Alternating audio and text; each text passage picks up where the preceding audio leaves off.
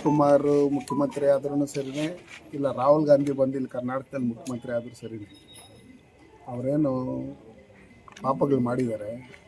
ಪಾಪದ ಕೊಡ ತುಂಬೋಗಿದೆ ಕರ್ನಾಟಕ ರಾಜ್ಯದಲ್ಲಿ. ಇಡೀ ದೇಶದಲ್ಲೇ ಕಾಂಗ್ರೆಸ್ ಮುಕ್ತ ಭಾರತ ಆಗಿರ್ತಕ್ಕಂಥವ್ರು. ಹಂಗಿರ್ತಕ್ಕಂಥ ಸಂದರ್ಭದಲ್ಲಿ ಅವರು ಕುರ್ಚಿ ಕಾದಾಟದಲ್ಲಿ ಸುಮಾರು 1 ವರ್ಷದಿಂದ ಇದೇ ರೀತಿಯಲ್ಲಿ ನಡೀತಾ ಇತ್ತು. ಕೃಷ್ಣಾರೆಡ್ಡಿ ಅಣ್ಣ ಹೇಳಿದಂಗೆ ಮುಂದಿನ ದಿನದಲ್ಲೂ ಇವ್ರನ್ನ ಹೆಂಗೆ ಇಳಿಸೋದು ಅನ್ನೋ ಲೆಕ್ಕಾಚಾರದಲ್ಲಿ ಅದೂ ಶುರು ಆಗುತ್ತೆ. ಈಗಾಗಲೇ ಒಂದು ಬಣ ಬೇರೆ ಬೇರೆ ಕಡೆ ಪ್ರೈವೇಟ್ ಹೋಟ್ಲುಗಳಲ್ಲಿ ಅಲ್ಲಿ ಇಲ್ಲೆಲ್ಲ ಮೀಟಿಂಗ್ಲೆಲ್ಲ ಶುರು ಮಾಡಿದ್ದಾರೆ. ನಮ್ಗೆ ಯಾವ ಮಂತ್ರಿ ಕೊಡ್ತಾರೆ, ನಮ್ಗೆ ಯಾವ್ದು ಮಂತ್ರಿ ಕೊಡ್ತಾರೆ, ನಮ್ಮ ಫೇವರ್ ಆಗಿರ್ತಕ್ಕಂಥ ನಮ್ಮ ಬಣದವ್ರಿಗೆ ಕೊಡ್ತಾರೆ, ಅವ ಬಣದವ್ರಿಗೆ ಕೊಡ್ತಾರೆ ಅನ್ನೋ ಲೆಕ್ಕಾಚಾರದಲ್ಲಿ ಶುರುವಾಗಿದೆ.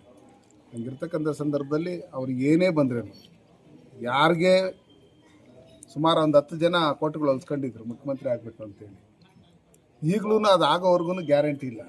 ಆದರೂ ನಮಗೇನು ಲಾಸ್ ಏನಿಲ್ಲ. ಬರ್ತಕ್ಕಂಥ ಚುನಾವಣೆಯಲ್ಲಿ ಸುಮಾರು 150ಕ್ಕೂ ಹೆಚ್ಚು ಶಾಸಕರು ನಮ್ಮ NDAಯಲ್ಲಿ ಭಾರತೀಯ ಜನತಾ ಪಾರ್ಟಿ JDS ಇಂದ ನಾವು 100% ಗೆಲ್ತೀರಿ. ಇನ್ನು ಕರ್ನಾಟಕ ರಾಜ್ಯದಲ್ಲಿ ಕಾಂಗ್ರೆಸ್ ಸರ್ಕಾರ ಬರೋದೇ ಇಲ್ಲ. ಅವ್ರು ಏನೇನು ಭ್ರಷ್ಟಾಚಾರ ಮಾಡಿದ್ದಾರೆ ಅಂತೇಳಿ ಇಡೀ ರಾಜ್ಯದ ಜನತೆಗೆ ಗೊತ್ತಿರೋದ್ರಿಂದ ಇವತ್ತು ಪ್ರತಿಯೊಂದು ಇದರಲ್ಲೂ ಇವ್ರಿಗೇನು ಬಡವರಿಗೆ ಅಕ್ಕಿ ಕೊಡ್ತೀರಿ ಅಂತೇಳಿ ಸನ್ಮಾನ್ಯ ನರೇಂದ್ರ ಮೋದಿಜಿಯವ್ರು ಕೊಡ್ತಾ ಇರ್ತಕ್ಕಂಥ 5 kg ಅಕ್ಕಿ ಬಿಟ್ಟರೆ ಬೇರೆ ಇನ್ನೇನು ಕೊಡ್ತಾ ಇಲ್ಲ. ಕೇಳಿದಾಗ ಸಚಿವರು ಆರ್ಕೆ ಉತ್ತರ ಕೊಡೋಂಥದ್ದು, ಪತ್ರಕರ್ತರ ಮೇಲೆ ಧಮಕಿ ಹಾಕೋಂಥದ್ದು, ಬೇರೆ ಬೇರೆ ರೀತಿಯಲ್ಲಿ ಮಾತಾಡೋಂಥದ್ದು ಇದೆಲ್ಲ ನಡೀತಾ ಇದೆ. ಇದನ್ನೆಲ್ಲ ನೋಡಿದಾಗ ಒಂದೊಂದು ತಾಲೂಕಿನಲ್ಲಿ ಒಂದೊಂದು ವಿಧಾನಸಭಾ ಕ್ಷೇತ್ರದಲ್ಲಿ ಕನಿಷ್ಠ ಪಕ್ಷ ಅಂದ್ರೂ 15,000 ಪಡಿತರ ಚೀಟಿಗಳನ್ನು ಇವರು ರದ್ದು ಮಾಡಿದ್ದಾರೆ. ಗೊತ್ತಾಗುತ್ತೆ ಜನಕ್ಕೆ. ಗ್ಯಾರಂಟಿ ಅನ್ನೋ ಲೆಕ್ಕಾಚಾರದಲ್ಲಿ ಓಟ್ ಹಾಕಿರ್ತಕ್ಕಂಥ ಜನಕ್ಕೆ ಯಾವಾಗ ಈ ಪಡಿತರ ಚೀಟಿಗಳನ್ನು ಕ್ಯಾನ್ಸಲ್ ಮಾಡಿರ್ತಕ್ಕಂಥದ್ದು ಇದೆ. ಇವತ್ತು ಅಕ್ಕಿ ಇನ್ನೊಂದು ಮತ್ತೊಂದು ಕೊಡದೇ ಇರ್ತಕ್ಕಂಥದ್ದು, ಸನ್ಮಾನ್ಯ ನರೇಂದ್ರ ಮೋದಿಜಿಯವ್ರು ಕೊಟ್ಟಿರ್ತಕ್ಕಂಥ ಅಕ್ಕಿನೇ ಇವಾಗ ಕೊಡ್ತಾ ಇರ್ತಕ್ಕಂಥ.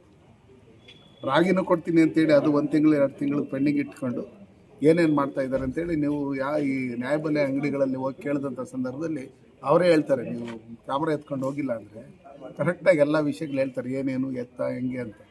ಅದಕ್ಕೋಸ್ಕರ ನಾನು ನಿಮ್ಗೆ ಹೇಳೋದಿಷ್ಟೇ, ಯಾರೇ ಮುಖ್ಯಮಂತ್ರಿಗಳಾದ್ರೂ ನಮಗೇನು ಅದರಿಂದ ಲಾಸ್ ಏನಿಲ್ಲ.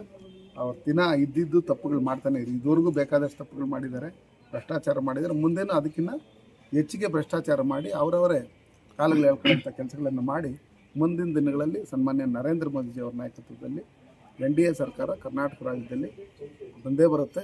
ಅದಕ್ಕೋಸ್ಕರ ನಾವೆಲ್ಲ ರೆಡಿಯಾಗಿದ್ದೀವಿ. ಸರ್, DK ಶಿವಕುಮಾರ್ CM ಯಾವ ರೀತಿ ಉಳಿಸ್ಬೇಕಂತೇಳಿ ಅವರು ಪ್ಲ್ಯಾನ್ ಮಾಡಿದ್ದಾರೆ ಅಂತೇಳಿ ಅವ್ರ ಬಣ ಇದೆಯಲ್ಲ, ಅವ್ರನ್ನ ಕೇಳಿದರೆ ಹೇಳ್ತಾರೆ.